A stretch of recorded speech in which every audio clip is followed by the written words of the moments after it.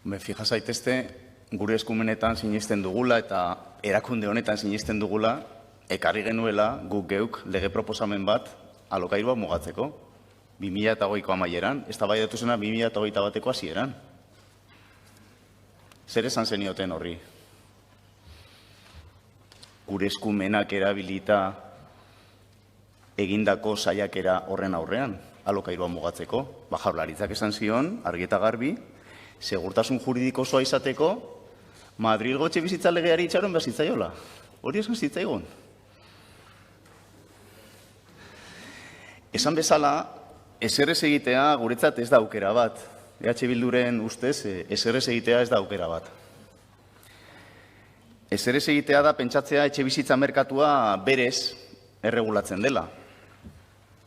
Orain arte izan duguna alegia. Eta etxebizitza politika inmobilista horren ondorioa ikusi dugu zein den. Pasaden urtean, 6% eta 7% artean igo dira alokairuak gure hiriburuetan.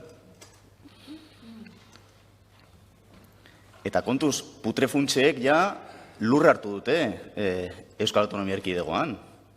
Eta planteatzen ari dira alokairuen igoerak 23%koak egun batetik bestera. Hainbat etxebizitzatan, ja ezagutu ditugu kaleratze batzuk. Horren aurrean ezer ez egitea edo orain arte bezala jarraitzea da zuen proposamena. Egia da gu saiatu garela mozio honetan zuekin akordio batera iristen, gertu egon gara, iruditzen zitzaigun zuen puntuan, zuen proposamenean, bazegoela aukera lortzeko akordio bat, eta egia da egon dela zailtasun handiena epean. Eta horrek ere kezkatzen gaitu. Ze azkenean, epeena ez da tontakeri bat.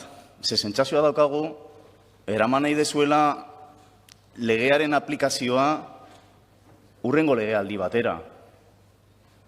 Eta azkenean, egon dira azken saiakera batzuk epeetan ere adosteko, etorri zarete berandu guk ja, geneukan akordio bat, Elkarrekin Podemos Ezker Batuarekin, IUrekin, eskerrak eman nahi dizkiote Inigo Martineziz, erreza da izan da akordioa lortzea, gehitu diogu eskutu sozialarekin lotutako puntu bat, eta gogoratzea adibidez horri dagokionez, kaleratzeak stop bezalako plataforma batek babesa eman diola lege honi, Madrilgo legeari. Esan du, hobegarria zela, hobea izan zitekela, guk berdina uste dugu, baina hala ere eskatu du aldeko botoa.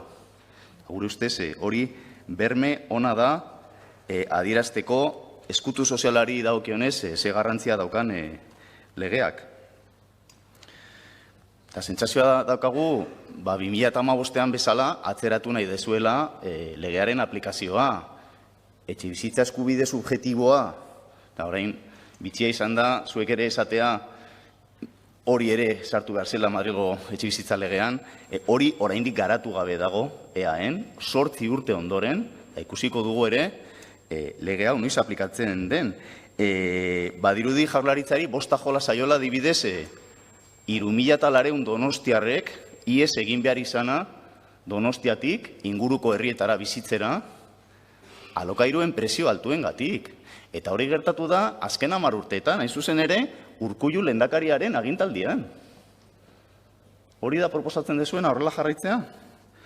Edo, oraintxe bertan, 62.000 persona daude etxebiden eskatzen alokairu sozial bat, eta eskatzen dute alokairu sozial bat, ezin dutelako merkatu librean ordaindu alokairu bat. Errekor historikoa. Aitzakiak, atzerapenak, eta konstituzio epaitegira jotzeko mehatxuak. Badirudi edozein gauza egiten ari zaretela alokairu prezioari mugarik ez jartzeko, uste dugu kezkatzekoa dela benetan. Eta azken galdera batekin bukatuko nuke, ekarri dute EH Bilduk eta Jaurlaritzak 2022ko aurrekontuetan sinatutakoa, konpromiso politikoetan, bigarren puntua etxebizitza, eta bertan esaten da argi eta garbi, estatu araudiak aukera ematen duenean, alokairu pribatuaren prezioak kontrolatzeko sistema bat abian jartzeko konpromiso hartzen dela Euskal Errealitatearen berezitasunetara egokituta. Beteko duzue hau?